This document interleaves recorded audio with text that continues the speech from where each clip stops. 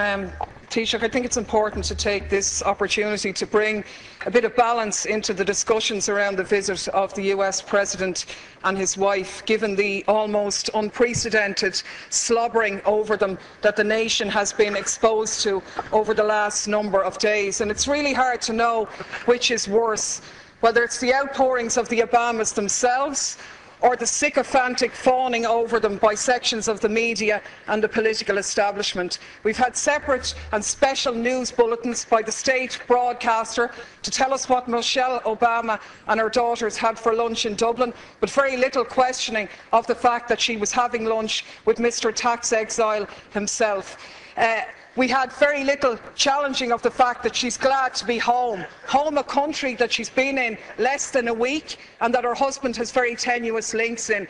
And of course, the biggest irony of all, the protestations of Obama himself in his speech to the children in Northern Ireland about peace, when he said, "Those who choose a path of peace, I promise you that the United States of America will support you every step of the way. We will be the wind at your back." Now I ask you, is this person going for the Hypocrite of the Century award? Because we have to call things by their right names. And the reality is that by any serious examination, this man is a war criminal. He has just announced his decision to supply arms to the Syrian opposition, including the jihadists, fuelling the destabilisation of that region and continuing to undermine secularism and knock back conditions for women.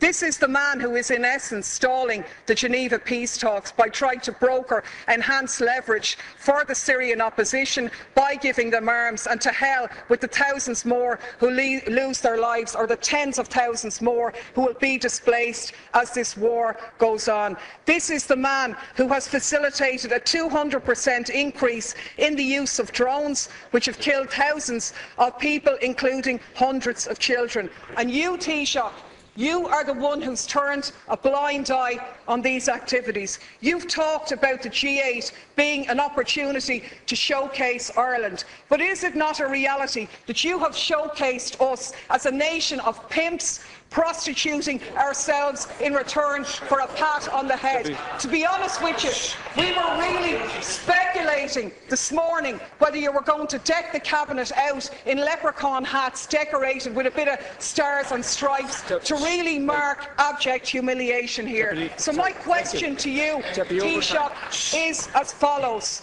What steps are you going to take to follow in the correct statements and the correct decision of your colleague Taoiseach Eamon Gilmore, who voted against the lifting of the arms embargo in relation to Syria? What steps are you going to take to ensure that no weapons for Syria are going to go through Shannon in breach of our international laws on neutrality? What steps are you going to take to showcase this country not as a lapdog of US imperialism, but as an independent nation with an independent foreign policy which takes a lead in international diplomacy to outlaw the use of drones, the favourite method of extermination of your friend Mr. Obama? Thanks, Ceann Comhairle. Of course I said nothing about the Northern Ireland peace process, a process which everybody supports, but is not one that gives you a licence to do whatever you like anywhere else around the globe. There isn't much peace in Iraq, where 26 people lost their lives yesterday. There isn't much peace in Afghanistan. There isn't much peace in Pakistan, and there certainly isn't much peace in Syria.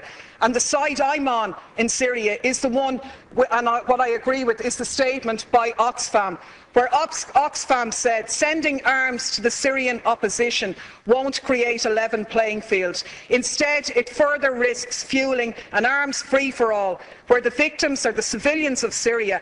Our experience tells us that the crisis will only drag on for longer if arms are poured in. And that's in essence what the Americans have done here. I can only take from your non-answer to the question that you were asked is that you're going to take no steps to ensure that those arms will not be sent through Shannon in breach of our neutrality. You said here last week no arms ever came through Shannon. How do you know that, seeing as no investigations take place? The reality is, in 2012, 548 US planes landed in Shannon. How do you know what was on them if you haven't examined them?